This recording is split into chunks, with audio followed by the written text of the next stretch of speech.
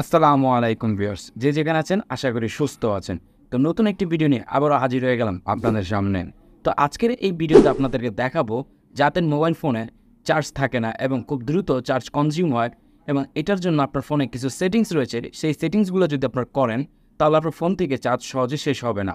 অনেকেই ক্লেম করেন যে আমি দেখা যায় নতুন ফোন মার্কেট থেকে কিনে নিয়ে আসলাম, 1 সপ্তাহ বা 2 সপ্তাহ ইউজ করার পর আমার ফোনে চার্জ থাকতেছে না। বা এটা করণে কি, বা এটা কিসের জন্য হয়? হ্যাঁ, আমাদের কিছু ভুলের কারণে আমাদের ফোনের চার্জ খুব দ্রুত কনজিউম হয়। তো কী সেটিংসগুলো এবং কীভাবে সেটিংসগুলো করবেন, সেই সেটিংস সম্পর্কে আমি এই পুরো ভিডিওতে স্টেপ বাই স্টেপ তুলে ধরার চেষ্টা করব। কিছু অথেন্টিক সেটিং আপনাদেরকে দেখাবো এবং খুব গ্যারান্টিফুল সেটিং। এই সেটিংগুলো যদি আপনার ফোনে করে রাখেন, আজকের পরে থেকে আপনার ফোন থেকে চার্জ সহজে শেষ হবে না, যদি এই সেটিংসগুলো করে থাকেন। তো ভিউয়ার্স, ভিডিওটি শুরু করব। তো শুরু করার আগে আপনাদের ছোট্ট একটি রিকোয়েস্ট, প্লিজ যারা এখনও আমার চ্যানেলটি সাবস্ক্রাইব করেনি দয়া করে চ্যানেলটিকে সাবস্ক্রাইব করে দিবেন। আর যদি ভিডিওটি আপনাদের কাছে ভালো লাগে তো প্লিজ একটি বিগ থামস আপ লাইক দিয়ে দিবেন। তো ভিউয়ার্স, কতবার আপনার চলুন ভিডিওটি শুরু করা যাক। তো ভিউয়ার্স, আমার পাশের মোবাইল স্ক্রিনটি দেখতে পাচ্ছেন। তো আমি স্ক্রিনে পুরো বিষয়টি আপনাদেরকে একটা একটা করে দেখিয়ে দিব। তো প্রথমে আপনাদের ফোনের সেটিংয়ে চলে যাবেন, আর এই সেটিংসগুলো সব ফোনে একই রকম। তো এখানে স্ক্রল ডাউন করে আপনারা একটু নিচে চলে আসবেন। আসার পরে এখানে দেখতে পাবেন গুগল। এই গুগলটিতে আপনারা ক্লিক করবেন। তো এখানে দেখুন রিকমেন্ডেড এবং অল সার্ভিসেস, জাস্ট অল সার্ভিসে আপনারা ক্লিক করে দেবেন। স্ক্রল ডাউন করে নিচে চলে আসবেন। আসার পরে এখানে দেখতে পাবেন ফাইন্ড মাই ডিভাইস, জাস্ট এই ডিভাইসটি আপনারা অন করবেন।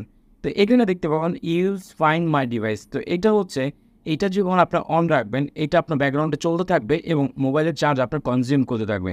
তো ফাইন্ড মাই ডিভাইসের এটাকে আপনারা অফ করে দেবেন। এটা অফ করে দিলে কি হবে, দেখা যায় আপনার আশেপাশে যে স্ক্যানিং করে বা যে ডিভাইসগুলো থাকে সেটা আর কখনোই দেখাবে না।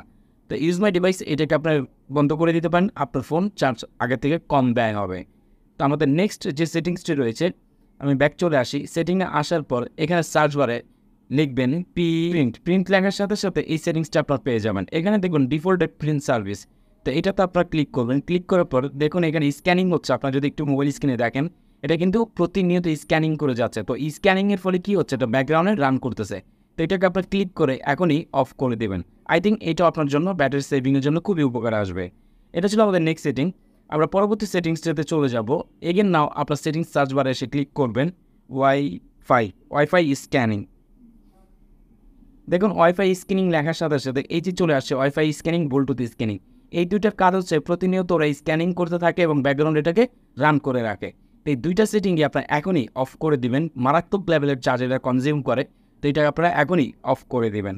তো এটা ছিল আমাদের মধ্যে এই সেটিংগুলো। আরও একটি সেটিংস আপনাদেরকে দেখাবো। এখানে দেখতে পাবেন লোকেশন। এই লোকেশনে আপনারা ক্লিক করবেন। ক্লিক করার পর দেখবেন যে আপনার লোকেশনটা কি অন করা আছে কিনা, কারণ লোকেশনটা অন করা থাকলে এটা আপনার চার্জ ব্যাকগ্রাউন্ডে কনজিউম করতে থাকে।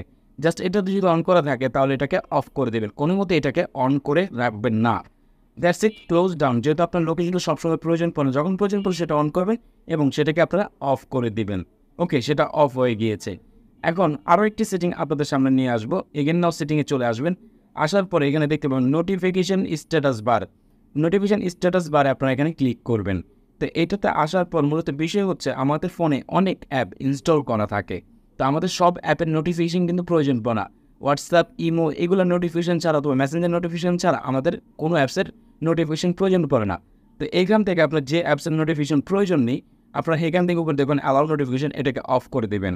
যে অ্যাপগুলোর নোটিফিকেশন আপনার লাগবে না, তো এখান থেকে আপনার দেখে দেখে যে নোটিফিকেশন আপনি চাচ্ছেন না সেটাকে আপনি এখান থেকে অফ করে দিবেন।